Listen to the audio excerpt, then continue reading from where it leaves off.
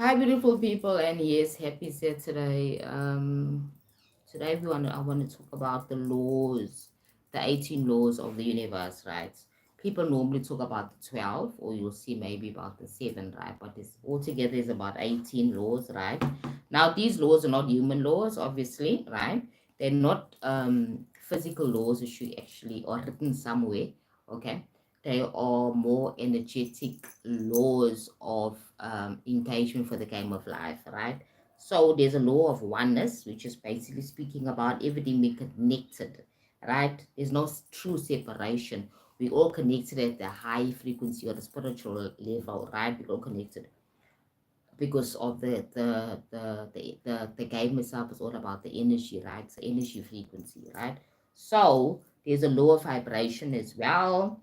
Everything in the universe is in vibration and constantly moving, right?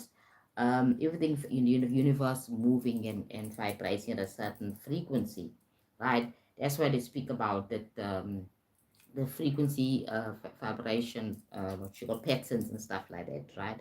Everything is moving from the stones to the grass to the everything, right? If inanimate things that are standing, like maybe a rock or even a crystal, has its own vibration and frequency, and so is words, and so is like all sorts of things. Everything has a certain vibration, right?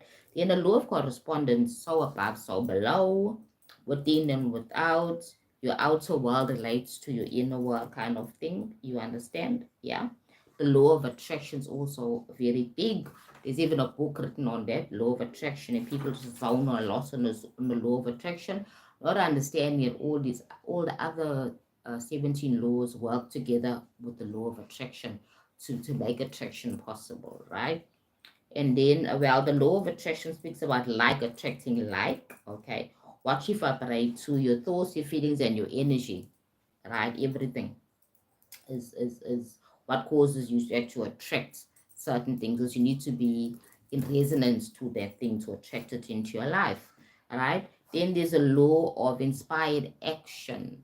This is also very interesting because it's all about you must act with you aligned to your desires, right? So you act aligned to your desires, your actions flow from their guidance, right? From your desires, you understand? That's what it's all about. Then there's the law of perceptual perceptual transmutation of energy. That's a mouthful, right? It simply means energy is always moving and can be changing from one state to another. Okay, nothing's really standing still. So energy is always moving and changing, transmuting from one state to another. That's what it simply means, right? Then the law of cause and effect. Law of cause and effect, also known as karma, is very popular. It's spoken about a lot in the spiritual world. Okay, so every action has a reaction. In other words, every action has a reaction. Right? What you give is what you're gonna get. What you send out is what that returns to you. Right? Good or bad has nothing to do with negative things or positive things. It's about just what it is. It's just law, right? Karma. What you put out, what you get. The return of what you put out is what you're going to get. Karma. What you do will result in something that's going to happen within your life experience. Okay. All the choices that you make. Okay.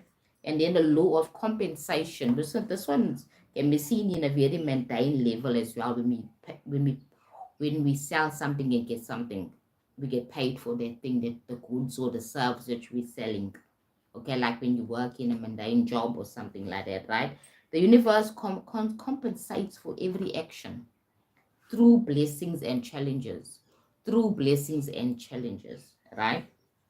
This includes money, relationships, and events. Okay, that is the law of compensation. Okay, everything gets what's alike to it, aligned to it. In other words, you do something, you get something. It's similar to the law of give and take karma, right? Cause and effects. They kind of linked, okay? And in the law of relativity, very important. Every relative, right? Everything is relative. Sorry. Everything is relative. No situation is good or bad until you compare it with something else, right?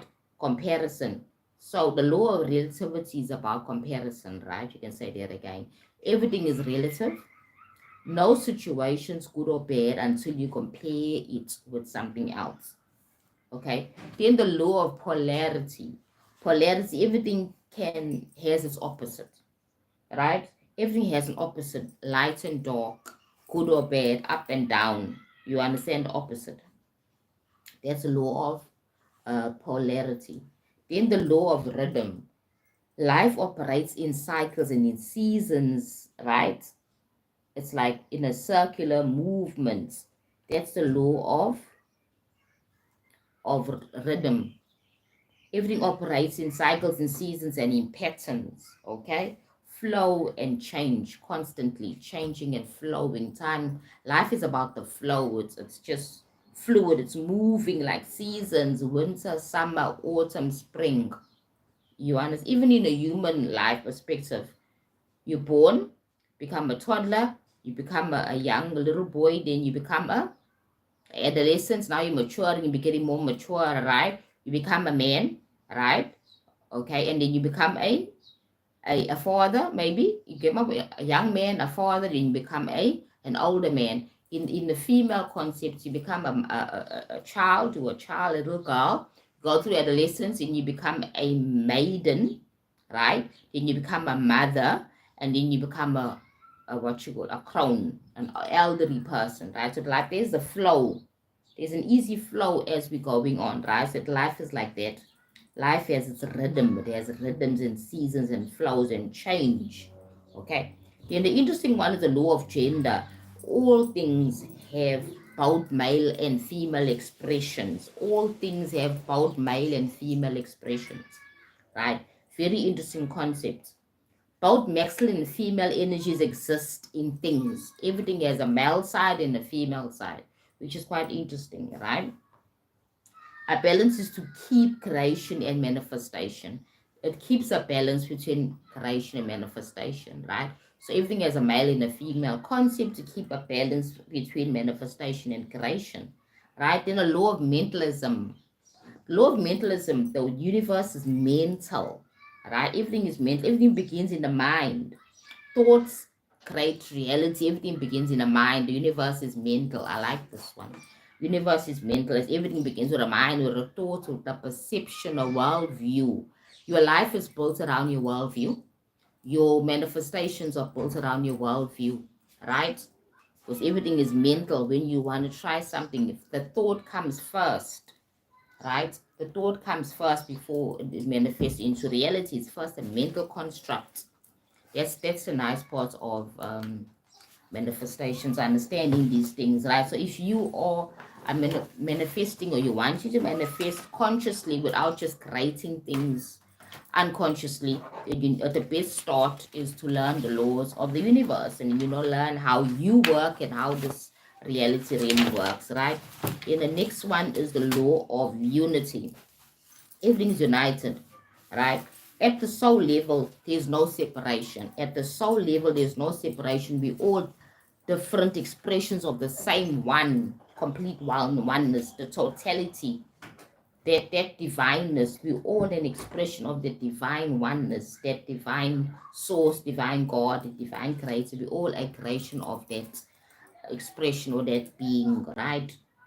Okay, humans have to make it human, but yeah, anyway, right? Then the law of abundance. The universe is constantly vibrating in abundance. It's plentiful for plentifulness. There's everything for everyone, but people are choosing to live in and experience separation from abundance, which is lack, right? So the law of abundance. Universe is infinite. It's infinite, meaning that it's continuous. It never ends. Nothing can actually end. Scarcity is actually a lie, a mental illusion. Scarcity is a mental illusion. There is always enough, more than enough. And the more we focus on something in a positive way, the more it flows more abundantly. Right? We can create our own abundance and create our own flow by a specific focus or intention or flow of abundance, right? Then we have the law of free will. Okay, people, free will or chance. I've heard people ask about free will or chance. You get my point? Free will. Are we controlled or not? To a certain extent, we are, depending on the situations that we are in. But the law of free will is a real thing. The law of free will is we always free to choose, even in the most restricted situation. We always have the free will to choose. You understand? For example, life from death, life and death. We can choose between life and death. Okay, no matter what the situation is, we still have the gift of choice. Whatever your situation is, you always have the gift of choice. That's what it simply means. Law of free will. You will always be free to choose, even in a restriction.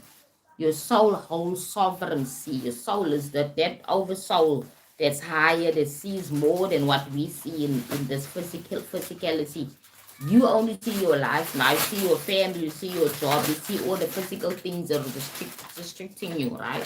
To your reality. Your oversoul, your soul, sees much more. It sees more expansively, right? That's what it simply means there. The law of free will. Your soul will see that free will more clearly than you because you're living in the physicality. But when you raise your frequency and you start living above your third dimension reality, you're actually earning more energy. So you're able to see a better view up to your higher self, where you're getting connected to your higher self. You understand? That's what it means there when I say you need to raise your frequency and become more enlightened and aware about life, right? So that was the law of free will, right? And the next one's the law of detachment. I like this one. You to receive, you must release.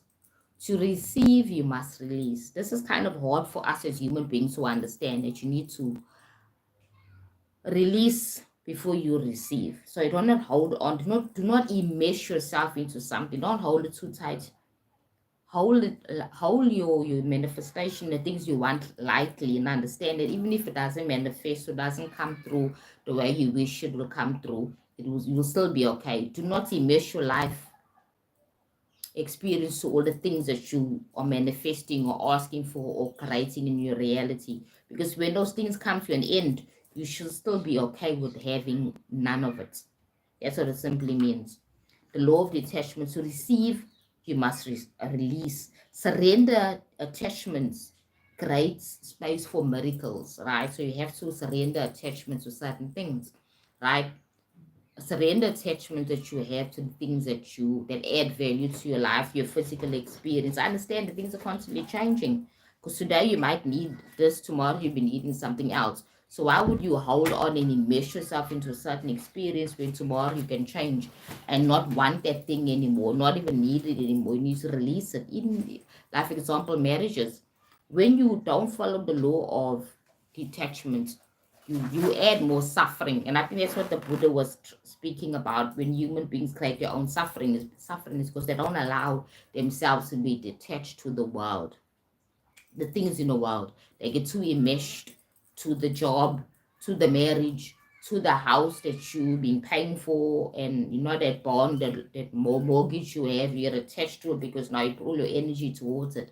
Not understanding that this thing is passing, it's only an experience. That's bond, living in that beautiful house is just an experience, because things are constantly changing, right? Because we end up enmeshing ourselves to the experience instead of us taking the experiences as they are, just experiences, right? Those are things we need to understand. So I spoke about law of detachment. That was number 17. Number 18 is the law of evolution.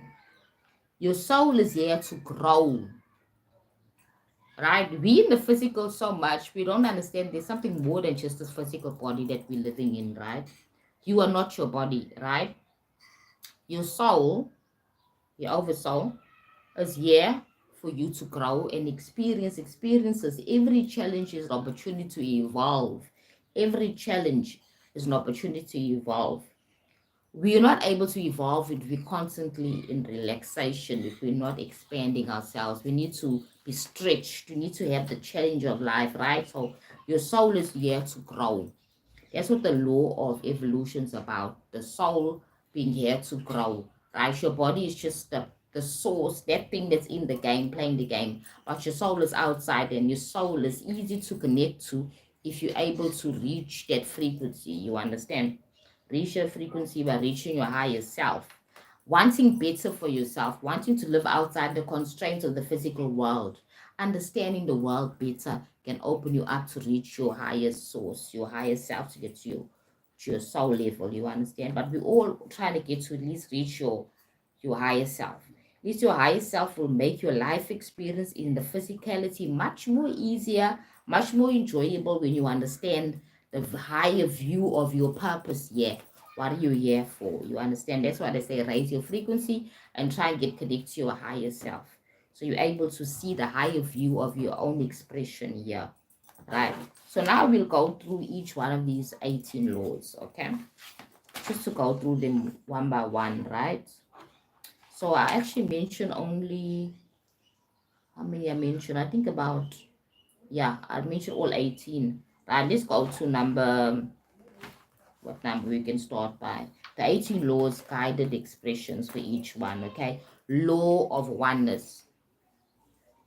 Everything is connected, right? And this goes as far as even human beings. When I hurt you, I hurt myself. Whatever I do to others will come back to me. The law of oneness. Do unto others that you will do unto yourself. That is coming from the law of oneness. You understand? Law of oneness, then what you will do, you'll ask yourself, and set a quiet, sacred time where you will ask yourself honestly, you understand, and reflect on yourself. Do I understand what it is? What does the law of oneness really mean? What does it mean to me? Right? When I am living in my expression in my life, right? How do I affect others, like in my family? What the things I do and say, how they're affecting every person? Okay. When things are happening on the global scale somewhere, right? We all watching, we all be getting affected in our own perceptions, and we're still getting affected because of the law of oneness. When you're watching a program with Trump, for example, going on and saying whatever he's saying and saying things that are making people scared. Okay, again, people will experience that transmission. It'll give them a feeling, depending on their own perceptions. Okay, most people are in the fear, so they'll actually think, oh my God, the world is coming to an end. This guy's the antichrist and all those other things. Okay, because of what he's saying. That's the oneness I'm talking about. We are affected. It's distinctive when we see things happening locally and even globally. We are affected because of law of oneness. Okay, what I do here in my small little space will affect the world. First, it'll affect my community, my family, my community. Eventually, it will then affect the total expression or frequency of the world. That's what it simply means, right? Right. So you write down from your heart all the things that you know about your life and how connected you are to your family members and the rest of the world. You really believe in that, okay? That speaks about the law of oneness, right? Where is my life now? Why do I feel separate from others? Am I feeling separate from others or not? I ask myself that question, right? How can I remember my connection to all beings today? How can I be more connected to other people? Okay, there's ways you can do it. Empathy, right? Having empathy, understanding other people. You open space for people to be themselves and have empathy, right? That's how you actually do it, right? Connecting to others is quite easy if you have empathy, understanding and empathy, and letting people be who they want to be at any time. Don't not push people to be the way you want them to be. Okay, that's speaking of war, the law of oneness. How can I remember my connection to all beings, being kind, compassionate, considering the animals? Right? Do we really need to eat but kill to eat? Do we really need to do that? Those are the things we need to consider. Law of oneness. Okay?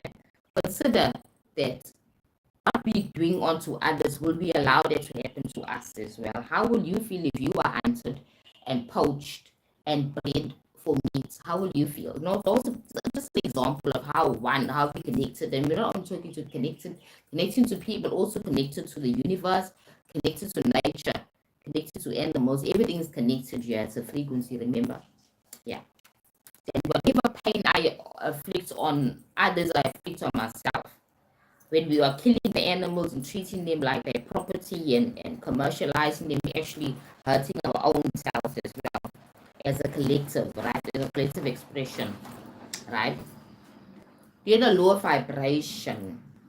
Everything is energy, right? Everything is energy, right? And you ask yourself, what is your current vibration of thoughts and emotions? What do you currently feel about life, about yourself, right?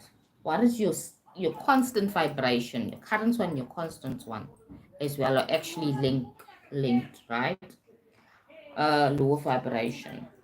What activities raise my frequency, right? What expressions raise my frequency?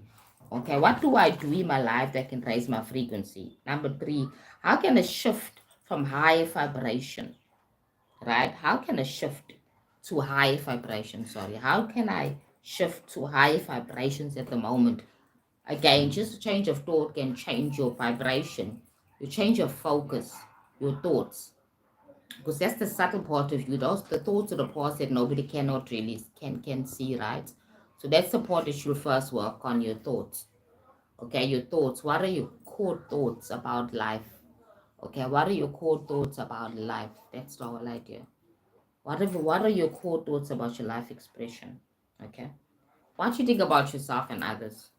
Okay. When you think about money, do you think it's scarce? That's another vibration. Okay. That's another thing. Is it high frequency thoughts, right? Or is it low frequency thoughts? All right. How can I shift my vibration by changing my thoughts? As I said. Then the law of correspondence. The law of correspondence speaks about as within, so without. Right? What's happening within me is then expressed outside. What I'm seeing or experiencing from the outside world is what's within me, right? In a very subtle way, right? Anyway, how can you ask yourself questions? This is what you can say to yourself, right? What does my outer world reflect about my inner world? What does my outside world, meaning my relationships, my connections with other people in the workspace, at home, with the community, what does it say about myself, my inner self? Okay, what does it say about me? Right. Then the other question is, what inner shift could create more peaceful reality? How can I create more peace in my relationships, in my world? What can I do within myself? Right? I can then express peace within myself, find some peace within my own self, so that my life can now be peaceful as well, because everything begins in within, right? Everything begins within. Then what patterns keeps repeating in my life each time? Patterns that keep repeating. The type of relationships I have, what type of patterns keep on repeating in terms of my relationships? Okay, things that are happening in my workspace, what's keeping to be repeating continuously, right? And what am I trying, and what is it showing to me? Sorry. And what is it showing to me? These patterns that are repeating, what they're showing to me, what they're telling me, that there's a change needs to be made. I need to change my perception. Maybe I need to react more positively with people. Maybe need to be more empathetic, more compassionate with people. Whatever it is, right? So you'll ask yourself this question. This is all the inner work. This is now working on the 18 laws, right? The next one is law of inspired action, right? Like the law of inspired action, I said it is about soul-led action being bringing results. Okay, what action has my intuition made to me or nudged me to take? Okay, my intuition is very important. My intuition is also my compass for life. Whatever I do in life, I should also listen to my intuition, because my intuition can actually help me make better decisions in my life, right? So listen to your intuition. That gut feeling, that feeling you have about any situation, that's your intuition. That voice in your mind that's saying to you, go left now, do this now. If you're ignoring it, you're ignoring your intuition, that gut feeling as well. So it may be expressed and felt differently by different people, right? That silent voice that says, no man, something's wrong here. Don't go that way, go the other way. That's your intuition. And when you don't listen to it for long and it keeps coming and you keep on not listening and keep on suppressing it, then it gets silenced, because you're kind of silencing it. by you not adhering to it, right?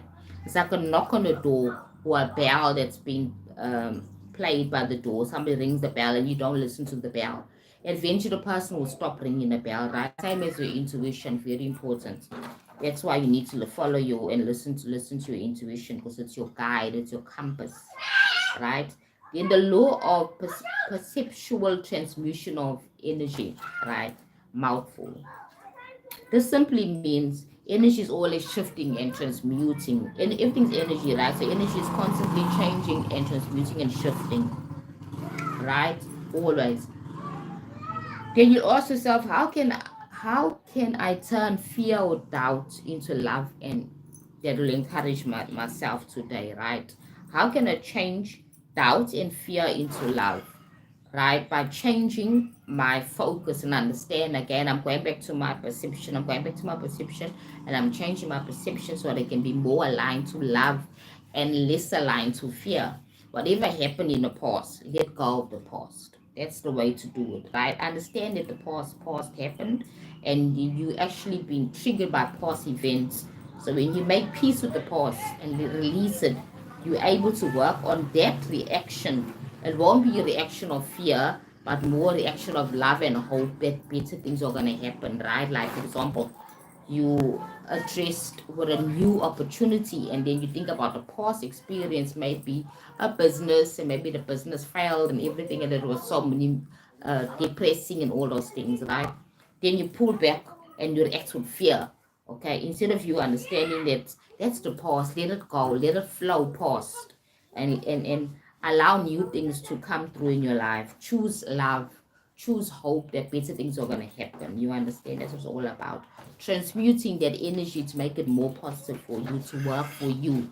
Because fear is the way your subconscious mind protects you. It's trying to protect you, but it's also a very restricting feeling, because it stops you from moving forward in your life and trying new things. Fear does not allow new adventures to be created.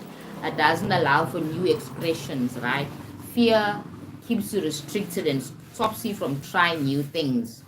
And how would you experience new things if you don't try them, right? You need to try something new to get something, a new experience, right? So fear can stop you from the flow, because when you in flow, you're not in fear. You're flowing easily in life, right? That's why it's important to understand that part, right? Then what emotions do I need to alchemize, right? Remember, you can change and transmute negative emotions to more positive. I just explain how you can do it, right? Very easy. And how can I feel more empowered, right? By you being more empowered, all things are possible. You're going to change your perception to make yourself more empowered, right? You are opening a space within yourself to allow for more things to come into your life by dropping the fear and thinking about the possibilities of how wonderful this experience can really be, and how it can help so many people and help even yourself, okay? Because everything is just an experience, but every experience has a learning attached to it, right? Okay. Then the law of cause and effect. The law of cause and effect speaks about every action has a consequence. Consequence. Every action has a consequence. Right. Whatever you do has an effect, a cause and effect. What you do has an effect, a consequence. Right. What seeds am I planting in my day and my choices each day? What seeds am I planting? Positive seeds or negative seeds? Seeds of growth and positivity, of an enlightenment, seeds of expansion, or seeds of depression? What am I planting? Right? And then, sorry, there's somebody riding a bike outside. I think he just bought a bike and it's new, but anyway, yeah. What energy have I sent out recently, right? Because it'll come back to me, basically cause and effect, right? What energy have I sent out recently? Am I being positive? Am I being uplifting? Am I being encouraging to others, right? Am I being somebody who's compassionate, right? What type of energy am I pouring out into other people's cups, in the workspace, in school, with my family? What energy am I pouring out? Because I'm going to get that back anyway, in the form of events in most cases, right? Right, then the next one is that's a law of cause and effect. And then a law of compensation. Interesting one. You receive what you give. What you give is what you receive, right? What you give out is what you receive, basically. Right? So think of things that you've been giving. What have you been doing? How have you been contributing to the world in a positive way or in a negative way? Right? In what areas am I giving generously? Right? Generously, right? In which areas am I giving generously or am I holding back? Am I withholding instead of me giving generously? Giving generously is not only about money. It's not about things. Generously can also be, are you there for people? Are you being a listening, somebody that can help people? Are you listening to people? Are you willing to open yourself to other people? Are you being generous with your time? You understand? Are you willing to be somebody that's there to help people in a physical way, in a financial way, even in any other way? Are you being open to people, right? Are you friendly? Are you are you a happy person? Basically, are you somebody that people are afraid of because you're not a generous person with your smiles? You're not giving compliments to people, you're harsh on people. That's opposite of being generous, right? You're not being open and expansive to people. That means you're lacking generosity in every expression, not just money. When people think about generosity, we think about money, but it's not only about money, it's also about other things as well. Are you there for people? Are you open to people, right? That kind of thing. Then the law of relativity, right? Everything is just what it is, right? Things are just what they are until we compare them, and then there's now a comparison, right?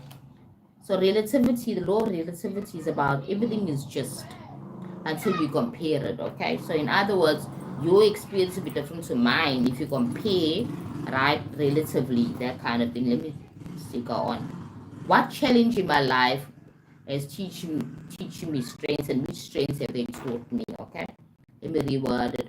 What challenge in my life is teaching me strength, okay? There's lots of challenges in our lives, and our challenges are there to teach us strength, to be more stronger people, to be more loving people, to be more kinder people, to be more compassionate people, more patient people, right? Who or what am I unfairly comparing myself to, right? When you start comparing yourself to people, it becomes a problem, right? So we're constantly comparing ourselves to people all the time, okay? Another question, how can I shift from judgment to neutrality?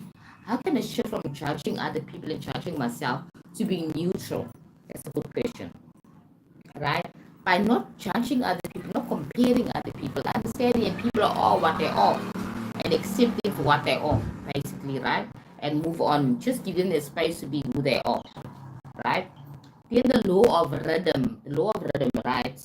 Life has its cycles and flows. I like this one. Life has its cycles and its flows.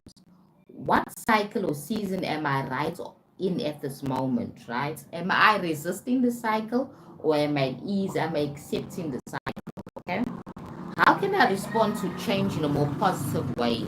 Because cycles are also linked to change, because things are constantly changing, like how the seasons are changing, how we go from being young children to adults, right? From a young child to a toddler, baby to a toddler, then we become adolescents, and then we become women as females, become young maidens, and then we become mothers, and then we become clones, become older people, right? That's all. How are we relating to that flow?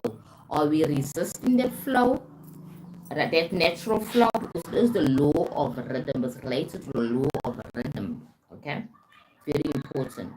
How do I respond to change, right? As I said, am I resisting the flow or am I going with the flow of change of life, okay? What would surrendering feel like to me if I just surrender and let things be? How will it add to me, my experience, right? Surrender is so important, right? Instead of being restricted and stressing yourself, surrender to life's flow, in other words. Let it be what it is, because it's not come to an end. Everything comes to an end. Everything is a cycle, everything comes to an end. That's what they're talking about when they say the law of rhythm. Okay, cycles are parts of life experience, but life experience in between them death, right? And it has different flows and expressions, and we need to accept it all, right? Here is the law of gender, balance of masculinity and femininity, right?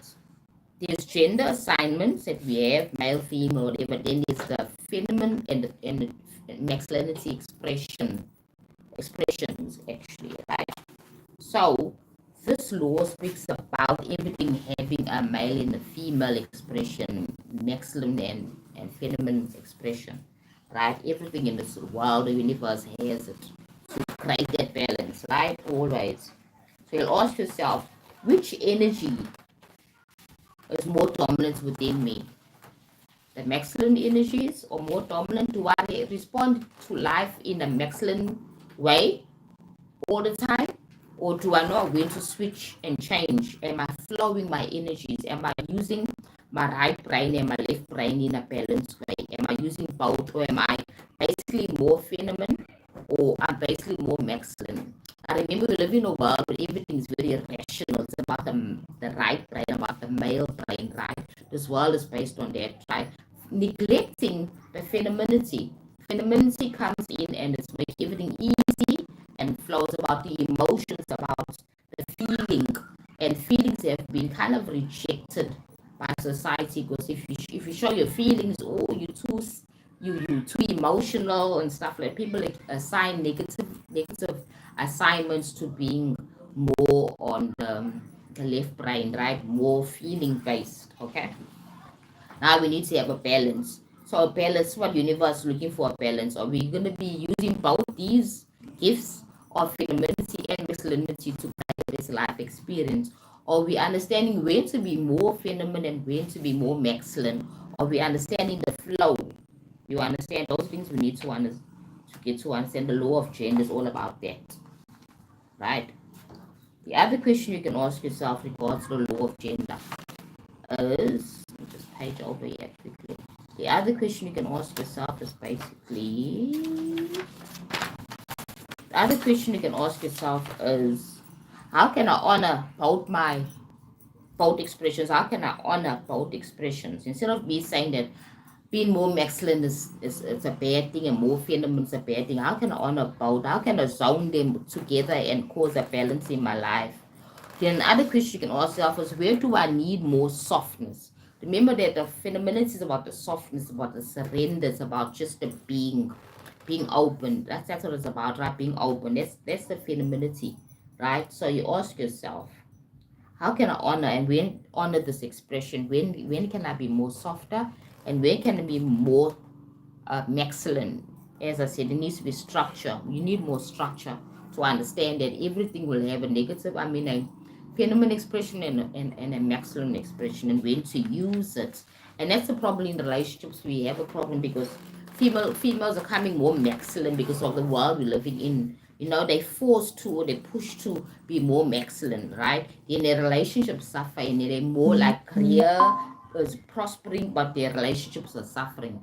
That's what's causing the imbalance. So you need to know when to be more feminine, allow yourself to be served, receive for a while, and know when to give and when to be more logical and more stern and more direct. You understand? Get things done, in other words, very get things done kind of concepts. Know when to balance the two. Right. Here we'll speak about the law of mentalism. Now everything is mental. The mind is the creator of all things. There's a collective mind and there's individual mind, right? Now the collective mind is what everybody is agreeing on and we're collectively creating in this reality, right? For example, we all accepted AI is the thing now, we've agreed on it collectively, right? Okay. Although there are some segments of people that are fearful of AI or technology that's advanced, okay? But we have agreed on a collective level that yes, AI, advanced technology, we go heading that way, we accepted it, right? Everything is mental, as I said. So you'll ask yourself, what is the story I'm telling myself today, mentally?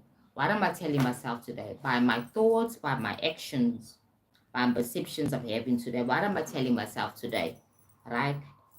Am I telling myself that I am not worthy of love, or am I telling myself I'm worthy of love? You see, you got to ask yourself those questions. What is my story I'm telling myself constantly? You get my point? That's how you can understand how your mental mind really works. How can I rewrite and reflect my truth, my personal truth? How can I reflect my personal truth? Okay, so the best thing to do is to change your perceptions, right? Your personal truth is based on your worldview. That's your personal view, the truth, right? How you see the world and how you see yourself in relation to the world. That's what it simply means, okay? Right. Then the other, number 14, is the law of unity. The law of unity speaks about oneness, right? All is one. Where can I be more inclusive in thought or heart? Where can I be more inclusive? Like, for example, when I'm saying inclusive, I'm talking about compassion. Where can I be more compassionate to other people? Because if the law of one says that we're all one and everybody and everything in this whole reality is one. Okay, in other words, how I treat other people, I treat myself. So I'm actually connecting to the whole divine, to the collective consciousness. Okay, very important, right? So the law of oneness is kind of a concept that is hard for most people to understand because we are so much in separation. We think that it's me and only me, and what I do, it's for me. It doesn't affect other people. And you don't understand what you do affects everybody else because it's the law of oneness, right? So you'll ask yourself questions like, what parts of me have I rejected that needs integration? Now, your own personal stuff. Now, remember that there's something called the shadow. There's many parts of you, but the shadow part is a part that's really suppressed and not integrated in you, right? You don't own those parts of you. So what you do, it causes mental sicknesses when you have a shadow that's been suppressed. It causes mental sickness and even sometimes physical sicknesses, right? Because all is energy, right? So you'll ask yourself, where can I be more inclusive in my heart and in my thoughts? Be more compassionate. Where can I be more compassionate and considerate for myself and others? Number two, what parts of me have I rejected that needs integration? Which parts of me? There are parts of me that I've been suppressing, like my shadow. How can I find out exactly what it looks like and how does it express itself and how I can integrate it into myself, right? Then the other question you ask yourself is, when do I feel more connected to the whole, right? To the whole. When do I feel more connected? Could be experiences as well. You feel more connected. Like, for example, some people go to sports and they watch sports and their team is winning, or maybe it's a country team that's representing their country. They feel so connected to everybody else because they got one goal. The one goal and one intention is to make sure that these people win. They all want this team to win. And when this team wins, we feel so connected. Right? That's like one of the examples where you can actually think about that as well. Or how you connected with your family as well. When your daughter or your son says something that's very loving and it makes you feel warm inside, there's a connection that you feel there. When you're in a workspace and your manager compliments you for the work you've done, and you're feeling that closeness, you get my point, you're feeling that, yeah, you feel like this person's got your back, or somebody gives you some gift and says surprises you with a gift, and you feel so good. Even your partner buys you flowers and you feel that unity, this person's got my back. They know how much I love them and they really appreciate me because they're buying me flowers, they're complimenting me. That's the oneness I'm talking about, right? It's very emotionally based. It's a very energetic feeling you have when you're connecting with others and you feel that oneness. Okay, that was the law of unity. Okay, oneness. Then the law of abundance, right? Now, the universe is an abundant space. The universe has abundance, right? Scarcity is an illusion, right? All is abundant. Okay, so you'll ask yourself the question: what areas of my life do I feel already have abundance? Okay, like your health, for example. If you feel you are very healthy and your health is hundreds and everything is looking good, that's an abundance. Okay, your finances can also be an expression of abundance. Your relationship can be expression of abundance. You have this relationship with your partner that's so good, it's so healthy. That person has your back. You'll understand each other all the time. You have good communication, good relations. That's another expression of abundance, right?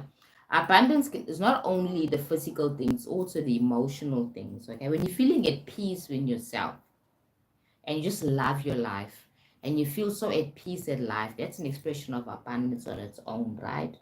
So these are the things that also that we need to tune into. Which areas of your life do you feel more abundant? Ask yourself that question. Then ask yourself, where am I holding scarcity? Where am I holding the scarcity? What perception do I have about the scarcity that's causing me to actually manifest scarcity in my life, right? Because remember that it's a perception that actually creates your reality. So the scarcity is normally not the lack of not having it. It's a perception that's linked to the not having it. It's the feeling or the understanding, the worldview of not having it that makes you not have it. Basically, that's how it works, right? So you need to ask yourself that question.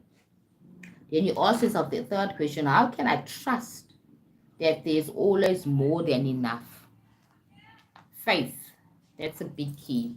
Faith and understanding and feeling safe where you are can allow you to trust that there'll always be more than enough. Have faith. Have faith in your in life itself. Have faith that everything is working out for you, a highest timeline. Have faith that you're always provided for. Have faith that everything is working out for your divine good. Always have faith. When you open yourself to faith, it's like you are moving from restriction to expansion. You're opening yourself to trust. Trust and faith are linked, right? You trust the world that will provide for you. Trust that whatever happens, you're safe, okay? That's how you do it, by opening your perceptions, right? Changing them as well, right? In the law of free will, the law of free will says you always have a choice. You always have a choice, no matter how restricted the situation is. Your higher soul self has a choice, right? So when you're making decisions according to a higher level, you're able to make choices no matter what, right? You're always able to make a choice in your life, no matter what situation is, and you're making a high level choice, right? That's the law of free will. You ask yourself, what choice am I avoiding or giving away today? Right? I'm just doing things well because they expect me to do it. I'm not taking my sovereignty and saying, well, I decide to do it or I decide not to do it. I'm deciding not to do it now. That's the choices you have, right? So people are afraid of being labeled. They're afraid of being losing friendships. They are afraid of being outcast in society when they're making choices that are not the normal common choices, right? That is why just when people restrict themselves and work against the law of free will. Every single person is free will, no matter what the situation is. You have free will, right? That's what the law of free will talks about. Okay, so that's page 7. Page 7, yeah, okay. So you'll ask yourself these questions. What would full responsibility look like in my situation? Okay. When I'm fully taking responsibility of my life, and I'm not going to say my circumstances or I'm afraid of that. I'm now making a high level decision of making the specific choice. How will it affect me specifically? Not considering everybody else or outside of me now at this moment. Is this choice favorable for me because I have free will? Free will is important, right? Very important. Okay, then the law of detachments, okay. Letting go is to receive. Letting go is allowing to receive. Detachment. Am I clinging on the outcomes? Am I clinging out of on certain things because of fear, or I want to be in control, egotistic? Where my your chakra is your solar plexus chakra is restricted.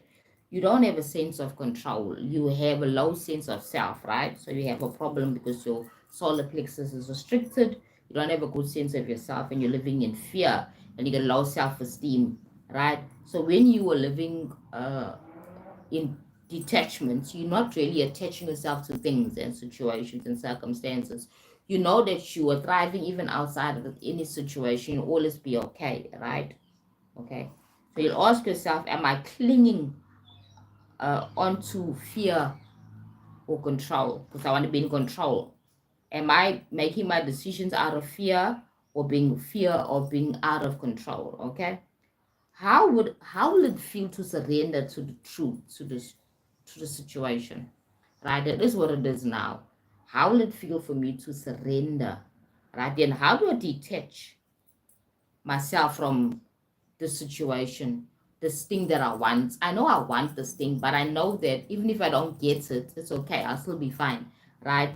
When you're manifesting something, people have attachment to the outcomes of that thing. They want to be in a certain way, right? And they want it to really come. And if it doesn't come, they feel at the end of the world. Now, detachment helps you to detach yourself from the outcomes and enjoy the process instead, and know that you're okay, that all is well, that you'll always be in a safe space. The universe has your back. Divine source of God has your back, right? Then the last one, the law of soul evolution, right? This is interesting. The soul is always here to grow. The soul is here to grow and evolve and expand. So you ask yourself, what is my soul currently learning through this chapter of life? What am I learning about this chapter of life? Maybe patience, maybe kindness, maybe perseverance, whatever it is, compassion, understanding, all those things that we think of are not much, but the soul is actually here for all those small little experiences, because those experiences also help us to grow on the soul level. Okay, human beings think about big things, and yet the spirit just looking for small things. They focus on the small things. What am I learning? Compassion, understanding, empathy for others, love, kindness, all those simple things are very important to the soul, because the soul knows those simple things add to bigger things. Your bigger experience in life is because you're changing something simple in your life and you're making it better. You're choosing a better choice that's going to make your life better in totality, right? Okay. So, yeah, this is interesting. These 18 laws, natural laws, will help us also understand life itself. So if you are interested, go ahead and Google the 18 laws, universal laws, right? Because then normally you'll see people speaking about the 12 and the 7, right? Together they're about 18, yeah. So these laws are very important for us to actually live better, yeah, and understand how we actually connected and how we actually supposed to be operating in kindness, correspondence, in with high vibration. You know what I mean? Understand we need to balance ourselves as well. There's always going to be negativity, but we need to balance it out, and also try and don't stay too long in the negative way of thinking.